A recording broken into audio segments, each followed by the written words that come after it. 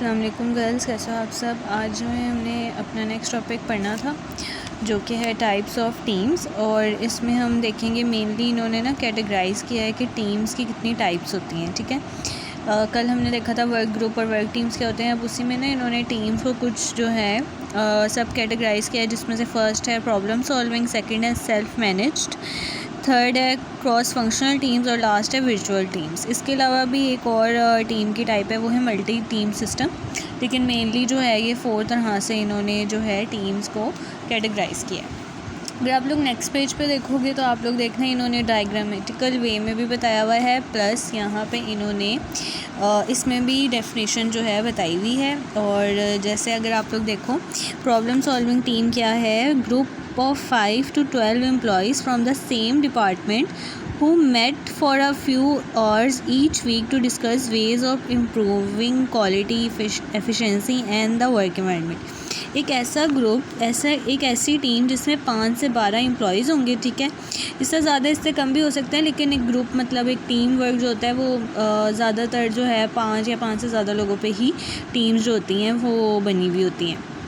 अच्छा, same department के होंगे, प्लस वो हफ्ते में या वीकली जो है एक कह लो एक मीटिंग रखेंगे जिसमें वो कुछ घंटों में क्या है कुछ चीज़ों के बारे में डिसाइड करेंगे कि किस तरह से उन्होंने क्वालिटी इम्प्रूव करनी है, एफिशिएंसी इंक्रीज़ करनी है, प्लस इन्वायरमेंट जो है वो बेहतर करना है। ठीक है, अब अगर हम देखें तो quality control teams have been in use for many years and ये इन टीम्स का जो काम क्या होगा कि उन्होंने अपने प्रोडक्ट में ना इम्प्रूवमेंट लानी होती है।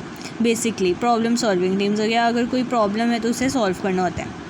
Originally seen most often in manufacturing plants, there were permanent teams that generally met at a regular time, sometimes weekly or daily, to address quality standards and standards and any problem with the products made. Also, the medical field in particular has recently implemented quality teams to improve their services in patient care. Problem solving teams like these really have the authority to unilaterally implement their suggestion, but if their recommendations are paired with implementation processes, some significant improvements can be realized. क्या काम इसका होगा कि इन्होंने जो है ये meeting कर देंगे, वीकली भी कर सकते हैं, डेली भी कर सकते हैं, ये चॉइस होती है जो भी टीम है उनकी। प्लस इनका काम ये होगा कि उन्होंने प्रॉब्लम सॉल्व की होगी। और आप यहाँ देखो डायग्राम, तो इससे भी आपको सही पता चल जाएगा किसी न किसी प्रॉब्लम का ये सारे मिलकर सोल्यूशन ढूंढ होते हैं। सेकेंड है सेल्फ मैनेज वर्क टीम्स, जिसमें है group of 10 to 15 people who take on responsibility of their former supervisors। अब ये लोग क्या करेंगे कि ये अपने सुपरवाइज़र की जो भी रिस्पॉन्सिबिलिटीज़ हैं उसे टेक ओवर करेंगे और सारा काम जो है वो करेंगे। अच्छा, अब क्या बता रहे हैं इसमें एक डिफरेंस भी बता रहे हैं। प्रॉब्लम सॉल्विंग टीम्स क्या होती हैं, वो सिर्फ रिकमेंडेशंस देती हैं। ठीक है, वो सजेशंस देती हैं, जबकि some organisation have gone further and created teams that also implement solution and take responsibility for the outcomes. अब जिसमें सेल्फ मैनेज वर्क टीम्स है ना, ये लोग उन डिसीजंस को इम्प्लीमेंट भी करवाएंगी। ठीक है, फर्स्ट वाले में वो सिर्फ रिकमेंड कर रहे हैं या चीज़ों को क्या कर रहे हैं, चीज़ों के लिए सोल्यूशंस ढूंढ रहे हैं, जबकि ये जो है यहाँ पे इम्प्लीमेंट भी करा रहे होते हैं।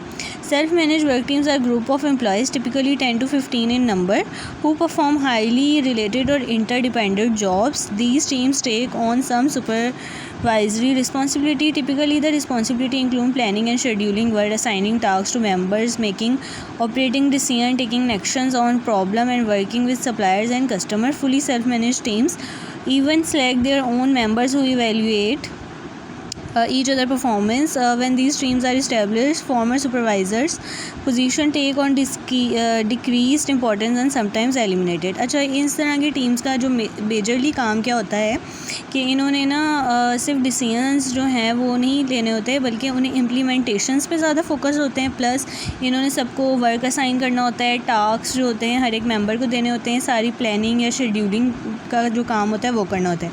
इन्होंने सारा वर्क जो है ना मैनेज करना होता है। तो इसी वजह से क्या होता है, जो सुपरवाइज़र की एक पोस्ट होती है ना, वो इन टीम्स की फॉर्मेशन के बाद एलिमिनेट हो जाते हैं, क्योंकि जब सारा काम ये बता रहे होंगे तो फिर सुपरवाइज़र का तो कोई काम नहीं होगा, ये लोग ही लोकेट कर देंगे। अच्छा, ये जो 2 पैराग्राफ है इसमें कुछ एग्जांपल्स हैं, वो आप लोगों ने रीड करनी है। ठीक है, अब हम थर्ड वन देखते हैं जो कि है cross functional teams. Employees from about the same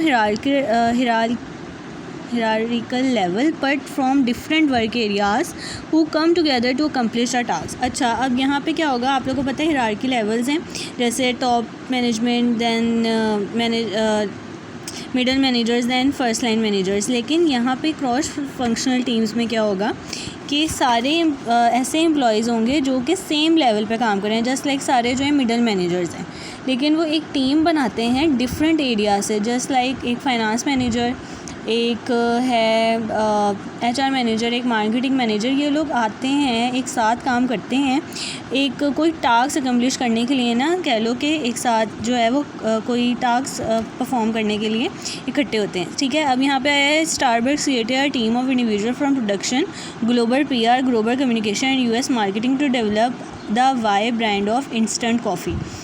Starbucks ने क्या किया था कि उन्होंने प्रोडक्शन डिपार्टमेंट से, फिर ग्लोबल PR से, अपने कम्युनिकेशन डिपार्टमेंट से, इन सबको इकट्ठा करके एक ब्रांड बनाने के लिए ना इंस्टेंट कॉफ़ी का सबको इकट्ठा करके अपना जो काम है वो किया था. अब यहाँ पे the team suggestion resulted in a product that will be cost effective to produce and distribute and that was marketed in a highly integrated multi effected strategy. This example illustrate the use of cross functional teams made up of employees from the same hierarchy level पर different work areas come together in accomplish a task. Just like क्या कह रहे हैं कि जब इस तरह की क्रॉस फंक्शनल टीम्स बनती हैं तो उनका टास्क क्या होता है या उनका ऑब्जेक्टिव क्या होता है कि उन्होंने कोई ना कोई न्यू प्रोडक्ट जो है वो लॉन्च करना होता है. तो वो सिर्फ एक डिपार्टमेंट से पूछ के नहीं होता, वो सारे के सारे डिपार्टमेंट्स के जो मेनली मिडल मैनेजर्स हैं या जो भी हायरार्की लेवल का वो लेना चाह रहे हों, तो सेम उन लोगों को बुला के जो है एक टीम जनरेट करते हैं ताकि वो लोग सारे जो हैं क्या कर सकें, एक प्रोडक्ट को इनोवेट कर सकें. अच्छा, अगर आप लोग जो हो यहाँ पे देखो तो ये देखो इधर जो है ये था सेल्फ मैनेज के सारे मिलके जो है काम कर रहे हैं. यहाँ पे देखो हर डिफरेंट डिपार्टमेंट्स के लोग जो हैं, जैसे ये HR, ये फाइनेंस, ये डिफरेंट यहाँ पे आगे क्या कर रहे होते हैं, एक साथ मिलके जो हैं कोई ना कोई न्यू प्रोडक्ट जो है इन्वेंट करते हैं. लास्ट है ये जो बाकी है, आप इसको रीड आउट कर लेना, इसमें एग्जांपल्स हैं तो आप लोग के लिए अच्छा है, पेपर पॉइंट ऑफ व्यू से आप लोग इधर से कोड कर सकते हो. फिर है virtual teams that use computer technology to together physically dispersed members in order to achieve common goal. अच्छा, यहाँ वर्चुअल आप लोगों को पता है कि वर्चुअल क्लासेस जैसे आप लोग की हो रही हैं ऑनलाइन, फिज़िकली सारे जो हैं बहुत ज़्यादा दूर हैं, लेकिन ऑनलाइन जो है आप अपने गोल्स अचीव करने के लिए through net, through internet, through technology जो है आप अपने गोल्स अचीव करने के लिए टीम्स बना देते हो. और क्या मेजरली क्या होता है, कुछ ऐसी कंपनी होती हैं जो जिनके जो हेड ऑफिस होते हैं वो बाहर होते हैं, आप नहीं आ जा सकते, तो उनके लिए आप वर्चुअल टीम्स बना के जो है एक कलेक्टिव गोल को अचीव करने के लिए क्या करते हो, वर्चुअल टीम्स बना देते हो और उनका जो टास्क होता है वो एक कॉमन गोल जो होता है उसे अचीव करने के लिए होता है.